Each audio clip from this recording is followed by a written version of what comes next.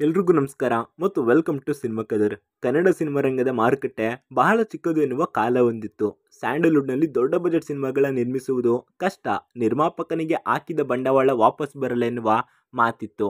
ಕನ್ನಡ ಸಿನಿಮಾಗಳು ಸರಿಯಾದ ಗಳಿಕೆ ವಿವರ ಕೊಡುವುದಿಲ್ಲವೆಂಬ ಆಪಾದನೆಯೂ ಇತ್ತು. ಈಗ ಸಮಯ ಬದಲಾಗಿದೆ.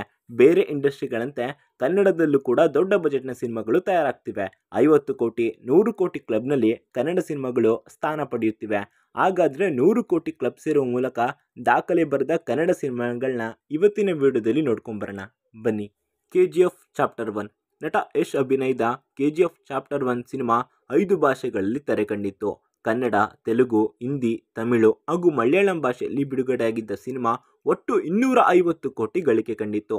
ಕನ್ನಡ ವರ್ಷನ್ ಸಿನಿಮಾ 100 ಕೋಟಿ ಬಾಚಿಕೊಂಡಿತ್ತು. ಕಾಂತಾರ. ರಿಷಬ್ ಶೆಟ್ಟಿ ನಿರ್ದೇಶಿಸಿ ನಟಿಸಿರುವ ಕಾಂತಾರ ಸಿನಿಮಾ ಬಿಡುಗಡೆಯಾದ ಆರಂಭದಲ್ಲಿ ಪ್ಯಾನ್ ಇಂಡಿಯಾ ಮಟ್ಟದಲ್ಲಿ ಅಬ್ಬರಿಸುತ್ತದೆ ಅಂತ ಯಾರು ಕೂಡ ಊಹಿಸಿರಲಿಲ್ಲ. ನಿರೀಕ್ಷೆಗೂ ಮೀರಿ ಅದ್ಭುತ ಯಶಸ್ಸು ಗಳಿಸಿದ ಕಾಂತಾರ ಸಿನಿಮಾ ಬಾಕ್ಸ್ ಆಫೀಸ್ನಲ್ಲೂ ಸಖತ್ ಸದ್ದು ಮಾಡಿತ್ತು ಕಣ್ರೆ. ಅದರಲ್ಲೂ ಸಿನಿಮಾಗಾಗಿ ಆಯ್ಕೆ ಮಾಡಿಕೊಂಡ ಕತೆ, ಅದನ್ನು ಪ್ರೆಸೆಂಟ್ ಮಾಡಿದ ರೀತಿ, ಕಲಾವಿದರ ಅಭಿನಯ, ಹಿನ್ನೆಲೆ ಸಂಗೀತ, ರಿಷಬ್ ಶೆಟ್ಟಿ ಅವರ ನಟನೆ ಎಲ್ಲವನ್ನ ಕೊಂಡಾಡಿದ್ರು. ಕಾಂತಾರ ಸಿನಿಮಾದಿಂದ ರಿಷಬ್ ಶೆಟ್ಟಿ ರಾತ್ರೋರಾತ್ರಿ ನ್ಯಾಷನಲ್ ಸ್ಟಾರ್ ಪಟ್ಟಕ್ಕೇರ್ಬಿಟ್ರು. ಕೇವಲ 16 ಕೋಟಿ ವೆಚ್ಚದಲ್ಲಿ ನಿರ್ಮಾಣವಾದ ಈ ಸಿನಿಮಾ ಗಳಿಸಿದ್ದು ಬರೋಬ್ಬರಿ 450 ಕೋಟಿ. KGF chapter 2.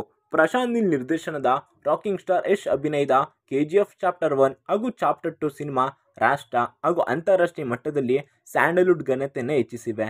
ಅದರಲ್ಲೂ KGF ಚಾಪ್ಟರ್ 2 ಅಬ್ಬರಕ್ಕೆ ಇಡೀ ಬಾಲಿವುಡ್ ದಂಗಾಗಿ ಹೋಗಿತ್ತು.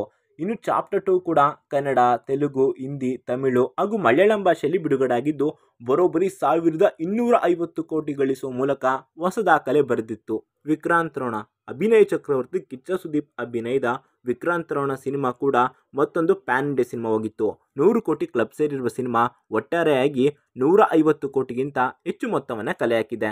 James. Power star Puneeth Rajkumar ನಾಯಕನಾಗಿ ನಟಿಸಿರುವ ಕೊನೆಯ ಸಿನಿಮಾ ಜೇಮ್ಸ್ ಕೂಡ 100 ಕೋಟಿ ಕ್ಲಬ್ ಸೇರಿದ್ದು. 2022ರ ಮಾರ್ಚ್ 17ರಂದು ಬಿಡುಗಡೆಯಾದ ಈ ಸಿನಿಮಾ 150.7 ಕೋಟಿ ಗಳಿಸುವ ಮೂಲಕ ದಾಖಲೆ ಬರೆದಿತ್ತು. ರಾಬರ್ಟ್. ಚಾಲೆಂಜಿಂಗ್ ಸ್ಟಾರ್ ದರ್ಶನ್ ಅಭಿನಯದ ರಾಬರ್ಟ್ ಸಿನಿಮಾ ಕೂಡ 100 ಕೋಟಿ ಕ್ಲಬ್ ಸೇರಿತ್ತು. ಈ ಸಿನಿಮಾ ಬಾಕ್ಸ್ ಆಫೀಸ್ನಲ್ಲಿ 102 ಕೋಟಿ ಗಳಿಸಿತ್ತು. ರಾಬರ್ಟ್ ಸಿನಿಮಾ ತೆಲುಗು ಭಾಷೆಯಲ್ಲೂ ಕೂಡ ಬಿಡುಗಡೆಯಾಗಿತ್ತು. 777 ಚಾರ್ಲಿ.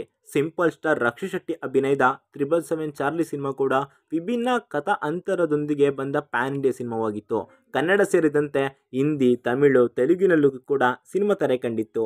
ಈ ಸಿನಿಮಾ ಕೂಡ 100 ಕೋಟಿ ಗಳಿಕೆಯನ್ನು ಕಂಡಿತ್ತು. ಇದೇ ರೀತಿಯಾದ ಎಲ್ಲ ಸಿನಿಮಾ ಸುದ್ದಿಗಳನ್ನ ನಾವು ನಮ್ಮ ಇನ್ಸ್ಟಾ FB ಪೇಜ್ಗಳಲ್ಲೂ ಕೊಡ್ತಾ ಇರ್ತೀವಿ. ನೀವು ಅಲ್ಲೂ ಕೂಡ ನಮ್ಮನ್ನು ಲೈಕು, ಶೇರು, ಫಾಲೋ ಮಾಡೋ ಮೂಲಕ ಪ್ರೋತ್ಸಾಹಿಸಬಹುದು. ಮತ್ತೊಮ್ಮೆ ಸಿಗೋಣ. Signing off, Shashi.